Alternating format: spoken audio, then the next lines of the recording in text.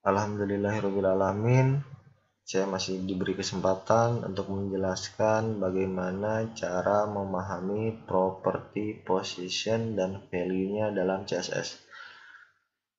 Pada properti position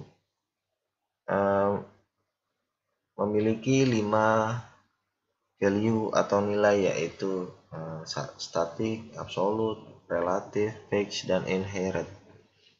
Secara default, setiap elemen itu memiliki position static, di mana pemberian nilai top, right, bottom, dan left itu tidak berfungsi. Untuk lebih jelasnya saya akan mencontohkan. Di sini saya sudah membuat sebuah file HTML beserta CSS-nya, dan di sini saya sudah membuat struktur HTML dengan dua buah kelas, yaitu dimana satu kelas kotak. Di dalam kelas kotak ini terdapat kelas kotak dalam, dan file propertinya saya sudah buat di mana selektor. Di sini ada dua buah selektor, yaitu kotak dan kotak dalam, di mana selektor kelas kotak ini mempunyai 4 properti beserta value-nya atau nilai dari properti. Nah, ini diisi di antara kurung kurawa ini disebut dengan deklarasi. Oke, langsung aja. Di mana selektor kotak ini memiliki lebar 800 pixel, tinggi 500 pixel, dengan warna background merah, dan margin atas dan bawah itu 85 pixel, kiri dan kanan itu 260 pixel, dan akan menghasilkan seperti ini. Ini adalah kelas kotak.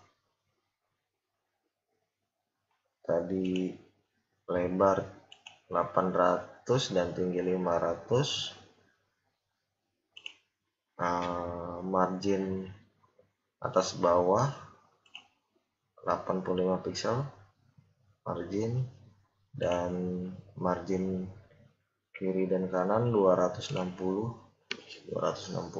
pixel. Oke, untuk kotak duanya yaitu lebar 250 pixel, tinggi 250 pixel, dan background berwarna biru, yaitu di sini. Kotak ini berada di sini karena kelas kotak dalam ini berada di dalam kotak merah. Oke, kita langsung menggunakan properti position dengan nilai atau value static. Saya kasih top misalkan 40 pixel, dan kita save, dan hasilnya tidak berfungsi sama sekali.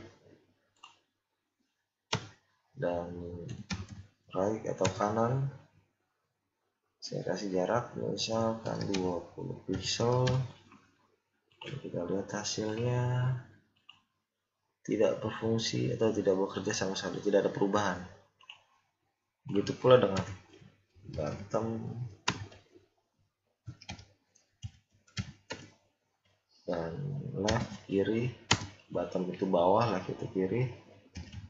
Misal contohnya kita lihat, dan tidak berfungsi sama sekali. Ini menandakan bahwa secara default setiap elemen ini memiliki position dengan nilai atau value static.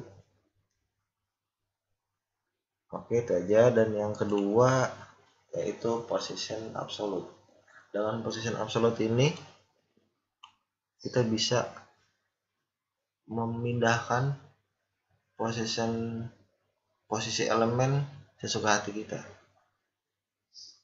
di mana position absolute ini harus memiliki induk dengan position relatif, tetapi tidak memungkinkan juga position induk itu bisa kita kasih relatif, absolut maupun fix. Oke, langsung aja kita kasih position absolute dan kita kasih nilai top itu 0 dan lihat hasilnya. Maka kotak biru ini akan menempel ke atas dengan body, karena body di sini secara default dia memiliki position relatif, sedangkan kotak merah ini dia tidak memiliki property position. Dan coba kita kasih contoh lagi, misalkan leftnya, kirinya kita akan kotak biru itu kita akan ke kiri, maksudnya kita kasih nilai 0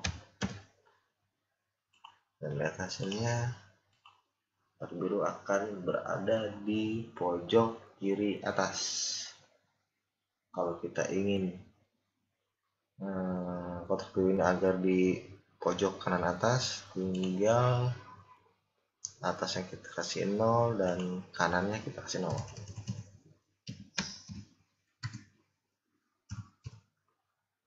Kita lihat hasilnya akan seperti ini. Nah, begitu pula untuk memindahkan posisi kotak biru ini ke kanan bawah maupun ke kiri bawah. Tinggal bottomnya kita kasih 0. Bottom itu bawah dan bottom bawah rate-nya 0, maka hasilnya akan seperti ini. Dan terakhir yaitu kita akan memindahkan ke sini,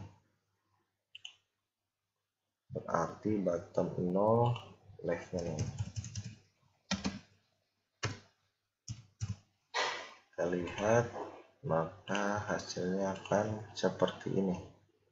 Nah, itulah penggunaan position absolute. Selanjutnya itu position relatif. Di sini menurut saya position relatif itu seperti margin, karena kita bisa memindahkan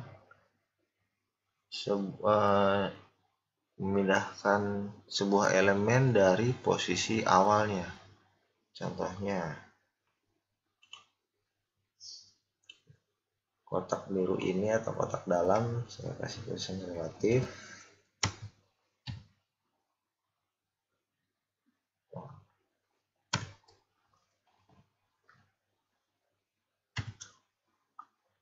Dan saya kasih misalkan topnya 0. Kita save dan kita lihat hasilnya. Kenapa kotak biru ini tidak berada di atas ini? Karena posisi relatif ini bisa memindahkan maksudnya kayak seperti fungsi margin, bisa memindahkan dari posisi awalnya, bukan dari posisi induknya. Karena tadi saya kasih top 0, maka posisi awalnya top 0, maka kan tidak berubah. Namun kalau saya kasih top dengan jarak 30, maka kotak biru akan bergeser 30 pixel dari posisi awal sini. Jadi di sini tuh jaraknya 30 pixel. Begitu pula dengan jarak kanan left. Kita kasih 30 pixel. Lalu kita save dan kita lihat hasilnya. Nah, di sini juga left berjarak 30 pixel dari posisi semula. Nah, itulah penggunaan dari posisi relatif. Biasanya posisi relatif itu digunakan sebagai induk dari posisi absolut. Contohnya, saya akan kasih contoh kotak merah kita gunakan sebagai elemen induknya posisi relatif.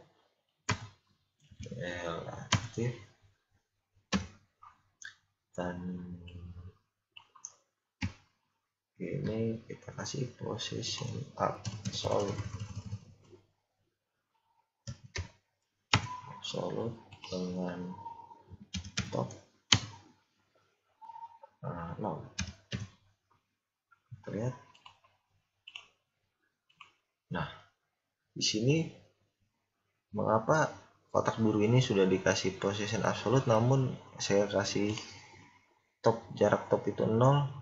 Kenapa tidak dia menjorok ke atas ini? Karena di sini dia tertahan oleh position relatif. Jadi kotak biru ini tidak akan keluar dari induknya seperti sangkar lah bisa dibilang. Begitu pula dengan position bottom 0, dia akan ke bawah namun tidak keluar dari elemen induknya. Kanan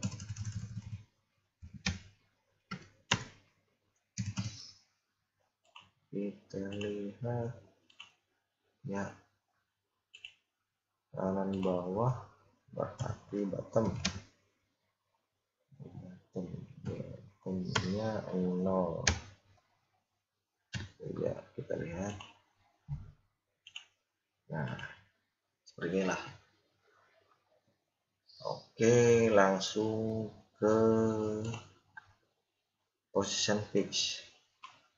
Position fix ini sama seperti fungsi dari position absolute, namun dia akan selalu menempati posisi awalnya meskipun browser di scroll ke bawah atau ke kanan kiri.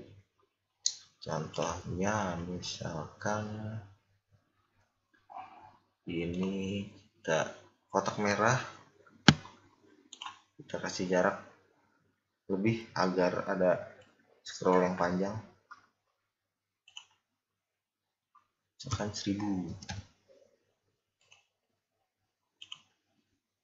Nah, sekarang ada scroll, kita hilangkan dulu nih yang birunya, position absolute-nya, relatif sedikit ini. Nah, lihat, nah seperti ini. Kalau tidak menggunakan position fix, biru kan dia tertinggal di atas. Coba kita gunakan position fix agar kotak biru ini akan selalu berada di sini meskipun scroll di ke bawah ini. Oke, position fix dan kita lihat hasilnya. Nah, inilah kotak biru tetap berada pada posisinya meskipun scroll ditarik ke bawah atau ke atas. Begitu pula dengan scroll horizontal. Coba kita kasih misalkan 1800 lebarnya. Ini kita refresh, lihat. Nah, ini dia tetap berada pada posisinya. Itulah fungsi dari position fix. Kita kembalikan ke awalnya, ini 800, ini 500. Ya, langsung ke pembahasan position inherit. Position inherit ini dia mengikuti fungsi dari position yang ada pada induknya. Nah, saya akan mencontohkan di sini.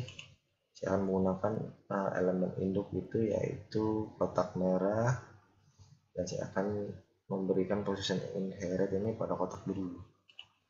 Misalkan elemen induknya saya kasih position absolute dan kotak birunya saya kasih position inherit. Jadi fungsi ini akan sama seperti fungsi position absolute dong, karena kotak merah ini kan sebagai elemen induknya. Coba kita contoh, misalkan kanannya 0, kita save dan kita lihat hasilnya, maka kotak biru ini memiliki fungsi absolut. Coba kita buat bawahnya kasih 0 dan kita save, maka kotak akan ke bawah.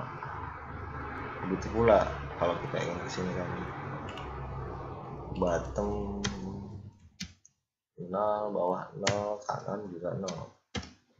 Kita lihat, nah itulah.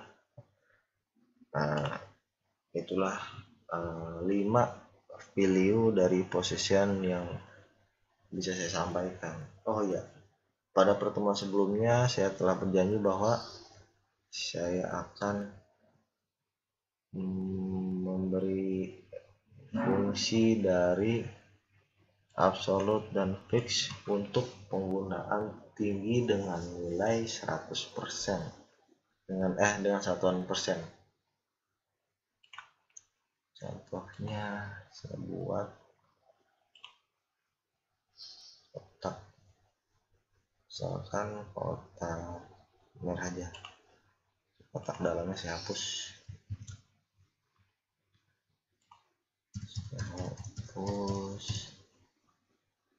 Oke, saya hapus juga select point.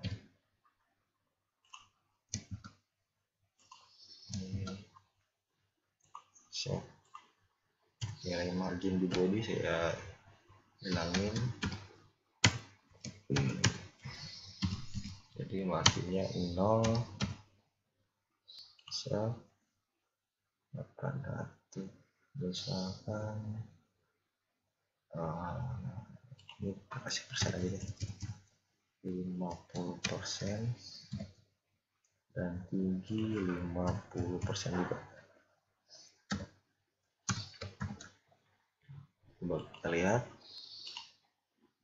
maka di sini tidak muncul kotak merah dengan lebar 50% dan tinggi 50%. Di sini dikarenakan bahwa penggunaan tinggi dengan satuan persen harus membutuhkan satu properti lagi, yaitu position. Position di sini harus bernilai absolute ataupun fix. Oke, absolute. Contoh dan kita save, kita lihat hasilnya. Nah, di sini lebar 50% dari layar dan tinggi 50% dari layar tinggi. Bila kita minimize browser, maka ini disebut dengan responsif karena tidak ada scroll bawahnya.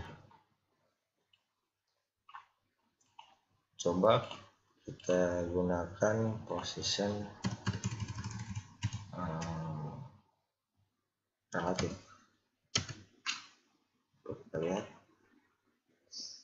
misalnya tidak muncul, berarti untuk tinggi satuan persen tidak bisa menggunakan position dengan value relatif. Coba kita gunakan statik. Kita lihat tidak muncul juga, berarti tidak bisa.